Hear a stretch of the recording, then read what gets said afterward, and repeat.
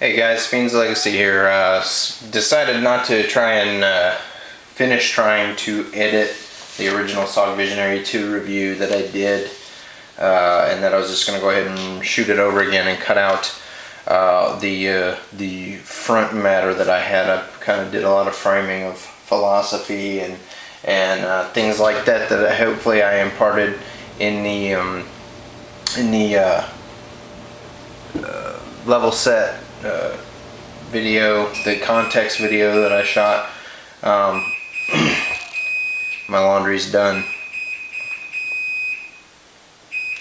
I apologize about that, but this will be the 11th take on this, so I'm just going to keep rolling.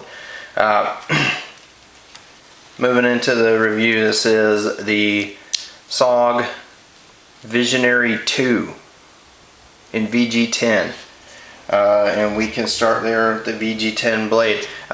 Wasn't a big fan of the shape here on the spine, the thumb ramp, where they posted the thumb stud. The jimping on it's perfectly okay. Just wasn't a fan of the kind of shape it made. Seemed a little bit overdone, maybe like they were trying too hard. However, aesthetically, it's grown on me in my EDC. This blade has a hollow grind about midway up the blade and a short swedge here that you can see. It's got a very slight recurve down here, which I like.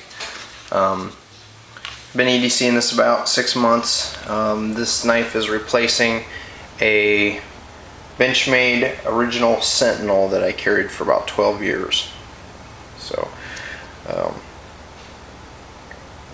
moving on, the handle's definitely a big plus.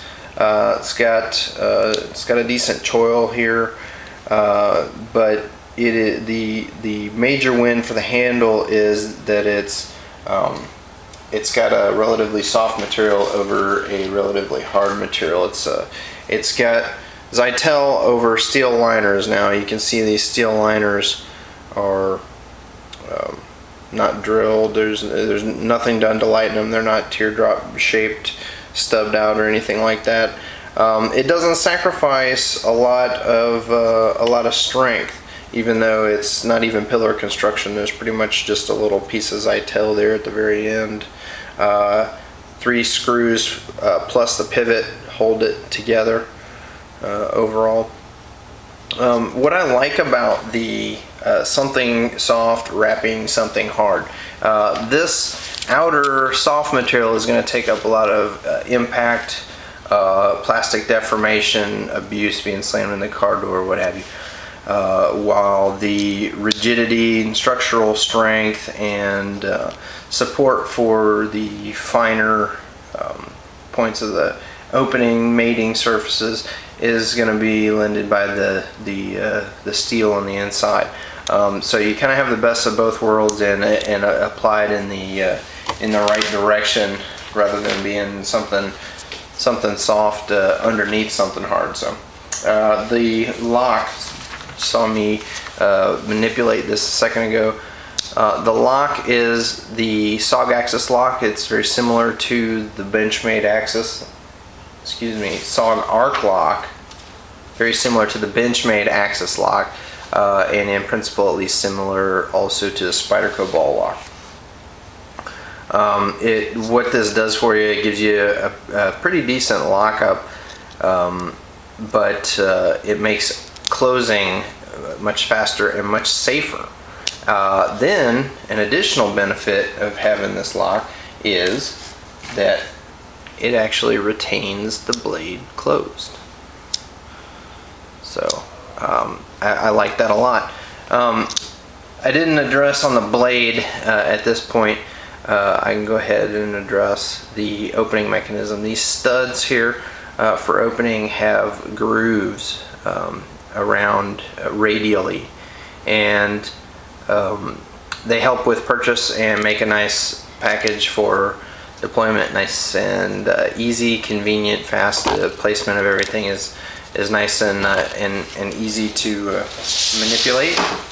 So The lock, the opening, you know, the handle is not an inhuman size, nor is the blade. So just the whole functionality of it is not impaired by any given design element.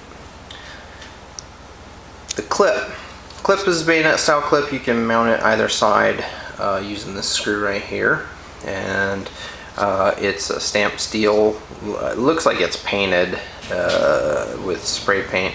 Boy, that wrinkle guard on the dryer is gonna just keep going. I need to go ahead and wrap this video up as quickly as I can here.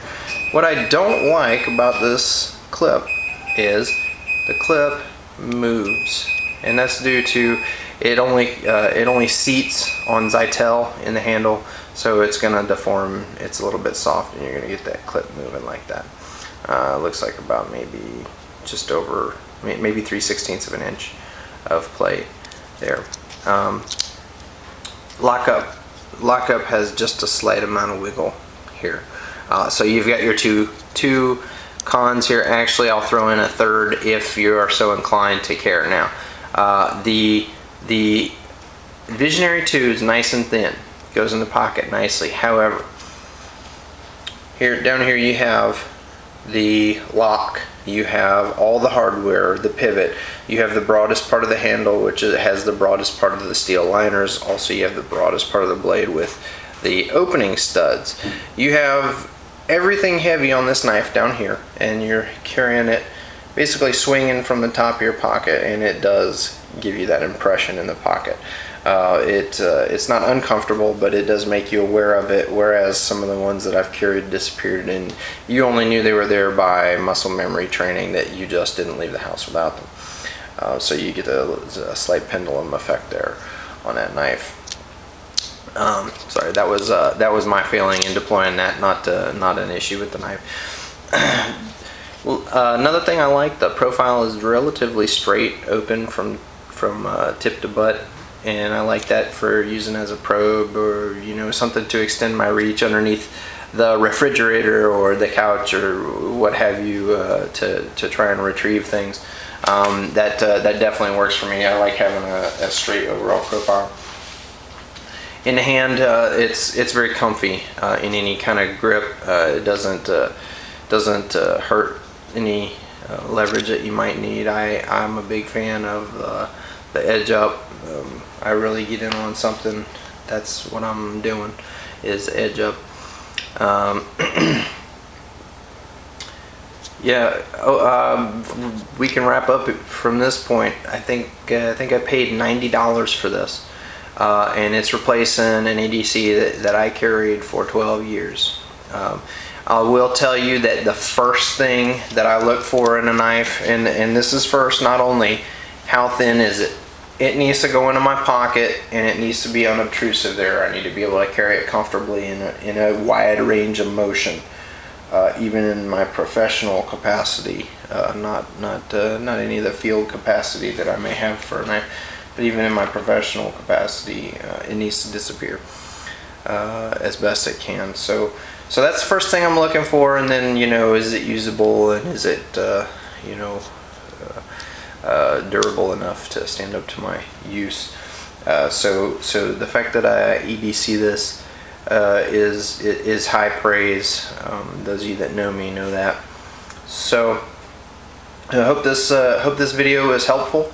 If you got any questions, just let me know, and feel free to comment. Thanks.